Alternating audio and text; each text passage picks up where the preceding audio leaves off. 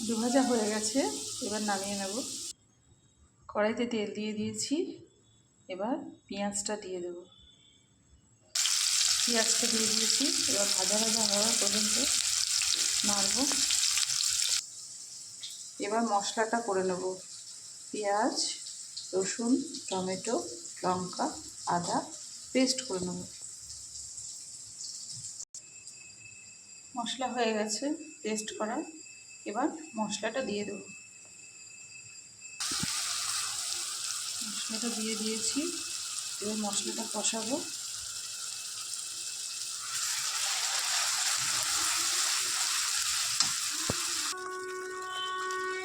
চিকেনে হলুদ দেওয়া আছে বলে অল্প করে হলুদ দেব।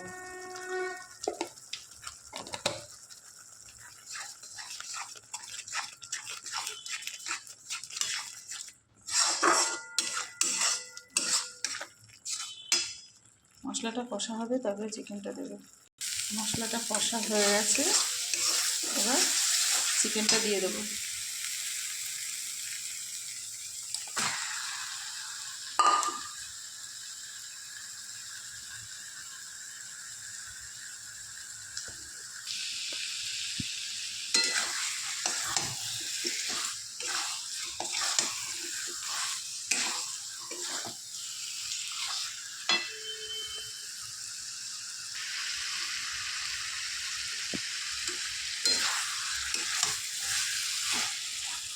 এক ঘন্টা কষাবো ঢাকা দিয়ে দিয়ে। চিকেনটা কষা হয়ে গেছে, দেখুন তেল বেরিয়েছে কত সুন্দর।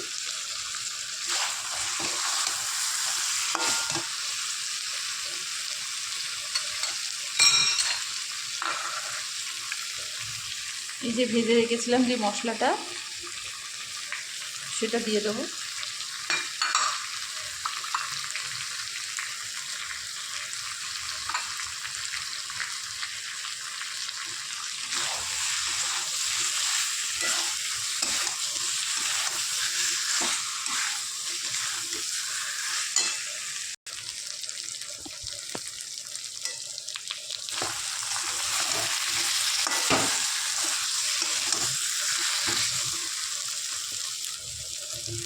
আলুটা দিয়ে 1 মিনিট কষাবো, কষিয়ে জল দিয়ে দেবো।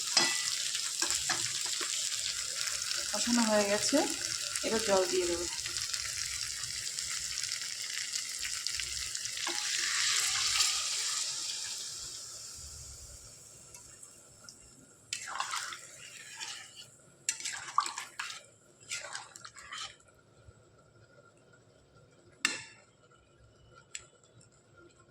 এবার ঢেকে দেবো, 30 মিনিট ফুটবে।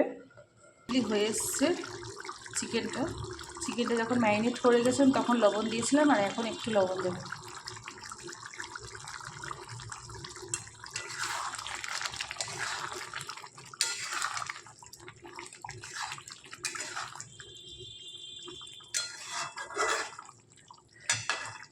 একদিন এরকম ভাজা মশলা দিয়ে বানিয়ে খেয়ে দেখুন, খুব ভালো লাগবে।